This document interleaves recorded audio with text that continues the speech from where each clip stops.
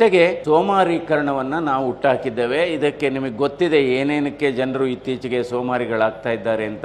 ಮನುಷ್ಯನ ನಿಜವಾದ ಶತ್ರು ಏನಪ್ಪಾ ಅಂದ್ರೆ ಸೋಮಾರಿತನ. ನೀವು ನೋಡಿ, ಕೆಲವರು ಶ್ರೀಮಂತರು ಮನೆಗಳಲ್ಲಿ ಸಹಾಯ ಮಾಡ್ಲಿಕ್ಕೆ ಜೊತೆಲಿ ಇಟ್ಕೊಂಡಿರ್ತಾರೆ, ಮೇಡ್ ಸರ್ವೆಂಟ್ಸ್ ಇಟ್ಕೊಂಡಿರ್ತಾರೆ. ಸರ್ವೆಂಟ್ಸು ಅವರ ಆರೋಗ್ಯ ಚೆನ್ನಾಗಿದೆ, ಮಾಲೀಕರ ಆರೋಗ್ಯ ಚೆನ್ನಾಗಿಲ್ಲ.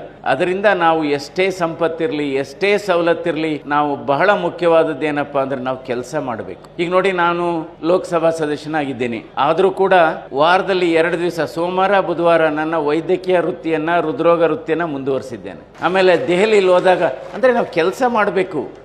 ಆ ಕೆಲಸ ಮಾಡಿದರೆ ನಿಮಗೆ ನಿಜವಾಗ್ಲೂ ಯಾವ ಜಿಮ್ಮು ಹೋಗ್ಬೇಕಾಗಿಲ್ಲ, ಯಾವುದೇ ಸೆಂಟರ್ಸ್ಗೆ ಹೋಗ್ಬೇಕಾಗಿಲ್ಲ. ಈ ದೆಹಲಿನಲ್ಲಿ ಎಲ್ಲ ಸಂದರ್ಭದಲ್ಲೂ ನಮ್ಮ ಶ್ರೀಮತಿಯರು ಬರೋಕ್ಕಾಗಲ್ಲ, ನಾವೇ ಐರನ್ ಮಾಡ್ಕೊತೀವಿ, ನಾವೇ ಸ್ವಲ್ಪ ಬಟ್ಟೆಯನ್ನು ಒಗಿತೀವಿ. ಎಷ್ಟು ಖುಷಿ ಕೊಡುತ್ತೆ. ಅದಕ್ಕೆ ಇಂಗ್ಲೀಷಲ್ಲಿ ಹೇಳ್ತೀವಿ, salute your work, you need not salute anybody. If you pollute your work, you have to salute lot of people. ಅದರಿಂದ ಸೋಮಾರಿತನ ಮಾತ್ರ ಇರಬಾರ್ದು. ನಾವು ಪ್ರತಿದಿನ 45ರಿಂದ 50 ನಿಮಿಷ ನಡೆದ್ರೆ ನಮ್ಮ ಆಯಸ್ಸು ಸುಮಾರು 10ರಿಂದ 12 ವರ್ಷ ಜಾಸ್ತಿ ಆಗುತ್ತೆ. ಅದರಿಂದ ಹೃದಯ ಕೂಡ ಅದೇ ಹೇಳುತ್ತೆ, ನೀನು ನನಗಾಗಿ 1 ತಾಸು ಚಲಿಸು, ನಾನು ನಿನಗಾಗಿ ನಿರಂತರವಾಗಿ ನುಡಿಯುತ್ತೇನೆ ಇಂತಿ ಹೃದಯ ಅಂತ ಹೃದಯ ಕೂಡ ಹೇಳುತ್ತೆ. ಹೃದಯ ಒಂದು ಅದ್ಭುತವಾದ ಅಂಗ.